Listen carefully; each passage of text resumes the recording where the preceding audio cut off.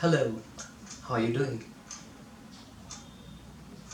There's a general habit that when you stick to one habit, it's difficult for you to move towards other direction, and if you go towards that side, it's difficult to come back.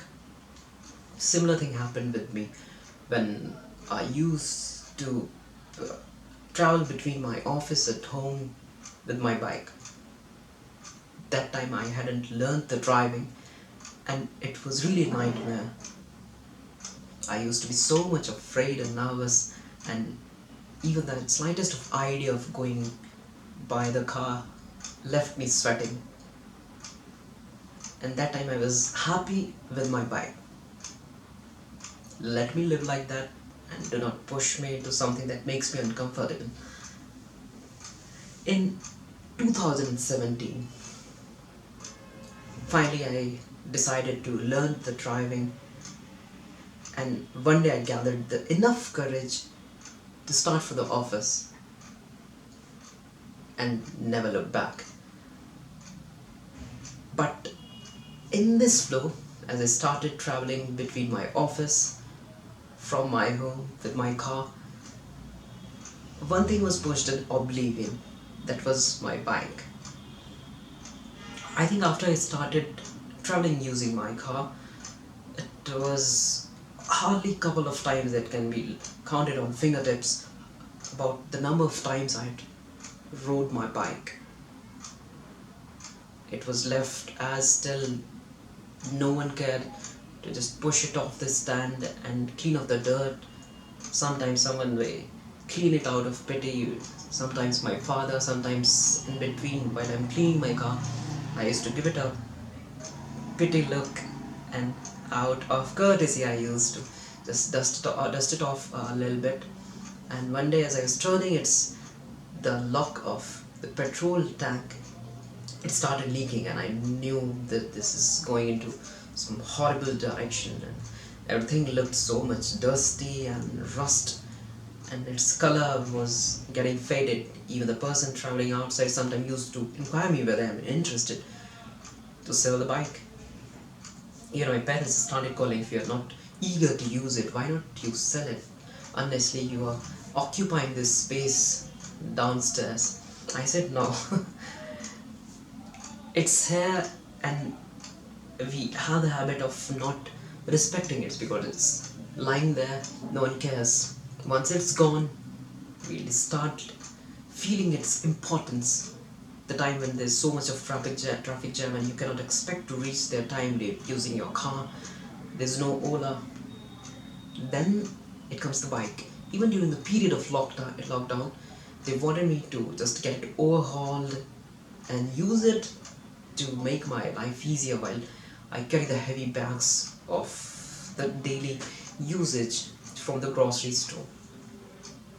I'll say it was my procrastination that I never decided to get it on the right track. But today somehow as I was cleaning my car, I decided I think I'll go there to the mechanic and ask and won't tell him the reality that it's been around 3 years that it wasn't touched, and just do something, start it and get it moving. As this idea came into my mind, I discussed it with my father and he said, okay, let's try starting it. We couldn't even move the key. And I knew that it was out of our hands, and the affair had to be communicated to the right person. So my father happened to know one mechanic that lives in our area. He has a shop. We contacted him and said, okay, let me see, and whatever the case may be, we'll tell you. He came after 2 or 3 hours, collected our bike, and in the evening he called.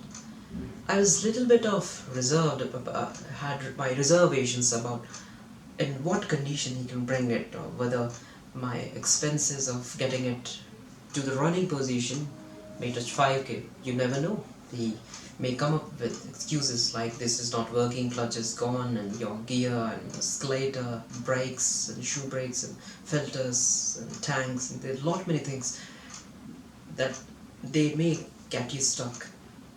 They have got a reason, they have an upper hand since you have left it and it's no longer moving.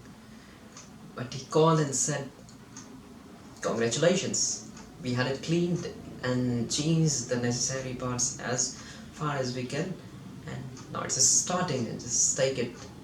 We asked about the expenses, he said 1360. I was so much delighted to have this much amount invested to let my bike breathe again and bring it back to life. He said, you should move it in between. That is not the right thing to just, it's a slow death for the bike if you just let it stand and move it nowhere. He even offered me extra petrol out of courtesy without charging me anything. And this 1300 is very much, I'll say, nothing as compared to after I have sold it and start considering about buying a new vehicle which may cost around 80 or 90k in this new scenario of BS6. So that's an unnecessary investment. The one that is lying next to me is most important. And I think we should never forget our humble ground situation where we should not unnecessarily spend our money just because we have it. The what I'll say, the judiciousness regarding the spending of money and the way you spend it, where and if it can be reused, because the reuse, repairing, recycling are the best thing for you, for management, financial management, as well as for the environment, because lesser you consume, lesser bit with pressure on nature, and indirectly you are helping your environment. Same is the case with the polybags that we carry. Someday you are not having anything, even the shopkeeper is offering you the polythene to carry the heavy stuffs which you have just bought. What you can do is just do not forget to keep that polythene inside your bag and get it every time. So if you do it like 10 or 15 or 20 times, imagine you have the effect exactly the number of times you carry that polythene. So do not forget the impact you can make. You can make, just start valuing the things you're having and do not unnecessarily put up the pressure on the market and the consuming habits, what we call as materialistic society. And to be frank, I'm really glad about my bike breathing again and back into its bluish, fresh luster, and happy to have it in running condition. We'll see you again in some video after I just came after riding the bike and I'm sweating, and I'll show you this all hairs are messed up because I'm putting on the helmet. You can feel the difference yourself. So that's all from my side today. There you go. Bye.